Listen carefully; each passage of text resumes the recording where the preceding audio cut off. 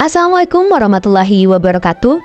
Perkenalkan, saya Andi Nur Aiska dengan NIM PO714261231048 kelas 1B jurusan Kesehatan Gigi, Prodi D4 Terapi Gigi. Video ini dibuat untuk melengkapi tugas dari mata kuliah Bahasa Indonesia yang diberikan oleh Bapak Akram Budiman Yusuf, SPD MPD, selaku dosen pengajar. Kepada Bapak, saya ucapkan terima kasih. Baik, langsung saja. Pada materi yang satu ini ada habitat bahasa Indonesia, sifat, fungsi, dan sejarah sifat bahasa Indonesia. Untuk menghabiskan waktu, langsung saja saya ke poin pertama, yaitu bahasa. Bahasa merupakan proses interaksi atau komunikasi sosial antara individu dengan individu lain atau kelompok dengan kelompok lain.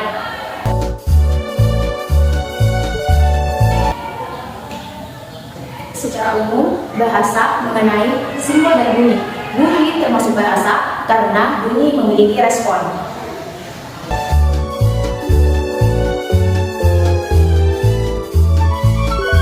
Selanjutnya, menurut para ahli dari Harimurti Kridalaksana tahun 1985 mengatakan bahwa bahasa adalah sistem bunyi yang memiliki makna serta digunakan sebagai alat komunikasi sesama antar umat manusia.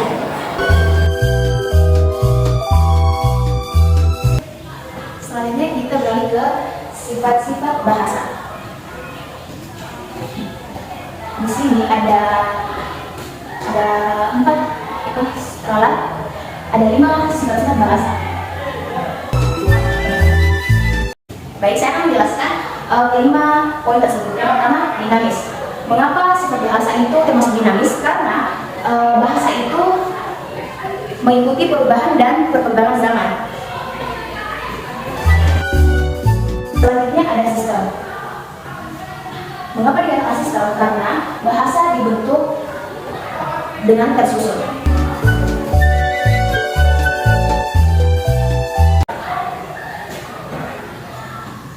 Dikatakan universal karena bahasa memiliki ciri-ciri yang ada pada bahasa yang ada di dunia ini.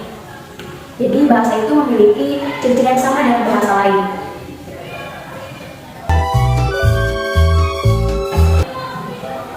Selanjutnya, bunyi dan lambang. Dikatakan bunyi dan lambang karena bahasa memiliki nilai tertentu. Selanjutnya, unik. Dikatakan unik karena bahasa memiliki ciri-ciri khusus yang tidak dimiliki oleh bahasa lain yang ada di dunia ini. Selanjutnya, kita beralih ke fungsi bahasa. Baik, untuk bagian fungsi bahasa, bahasa memiliki 7 fungsi. Yang pertama ada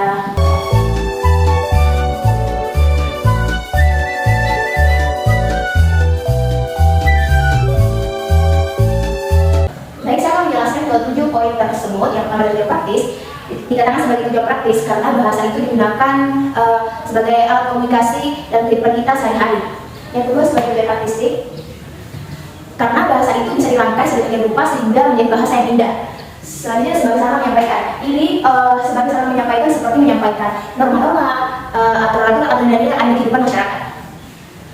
Selanjutnya sebagai sarana untuk berpikir. Di sini bahasa sebagai sarana untuk berpikir. Berpikir di sini adalah dengan bahasa kita bisa menyalurkan isi pikiran kita kepada orang lain. Selanjutnya ada sebagai sarana untuk membantu pemahaman diri sendiri dengan orang lain. Yang keenam ada sebagai tujuan pembelajaran. Di sini sebagai tujuan pembelajaran agar para siswa atau mahasiswa mampu berkomunikasi atau berbahasa Indonesia dengan baik dan benar secara tertulis maupun lisan. Selanjutnya ada sebagai sarana untuk berekspresi. Jadi bahasa itu bisa menjadi media untuk kita menampilkan diri, menjadi media untuk kita terbebas dari perasaan emosi, dan juga menjadi media untuk kita bisa mencari perhatian. Selanjutnya kita beralih ke sejarah singkat bahasa Indonesia atau poin terakhir dari materi saya pada hari ini. Jadi dilansir dari situs Kementerian Pendidikan dan Kebudayaan atau Kemendikbud bahwa bahasa lahir pada tanggal 28 Oktober 1928. di mana para pemuda dari pelosok Nusantara berkumpul dalam sebuah rapat, yang dimana rapat itu menghasilkan 3 ikrar yang diberi nama Ikrar Sumpah Pemuda. 3 ikrar Sumpah Pemuda yang isinya, yang pertama, kami putra dan putri Indonesia mengaku bertumpah darah satu tanah air Indonesia. Yang kedua, kami putra dan putri Indonesia mengaku berbangsa yang satu, bangsa Indonesia. Yang ketiga, kami putra dan putri Indonesia menjunjung tinggi bahasa persatuan, bahasa Indonesia. Selanjutnya ada dari mana asal bahasa Indonesia. Jadi bahasa Indonesia itu berasal dari bahasa Melayu. Apa bahasa Melayu? Alasannya ada 3. Yang pertama, alasan yang pertama itu karena mudah, bahasa Melayu itu mudah.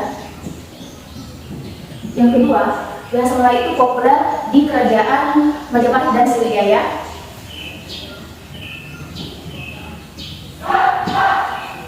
Yang ketiga, karena bahasa Melayu itu adalah bahasa perdagangan di luar maupun di dalam negeri. Itulah tadi penyampaian materi dari saya. Kurangnya mohon dimaafkan. Saya Ani Nur Aiska, pamit undur diri. Assalamualaikum warahmatullahi wabarakatuh.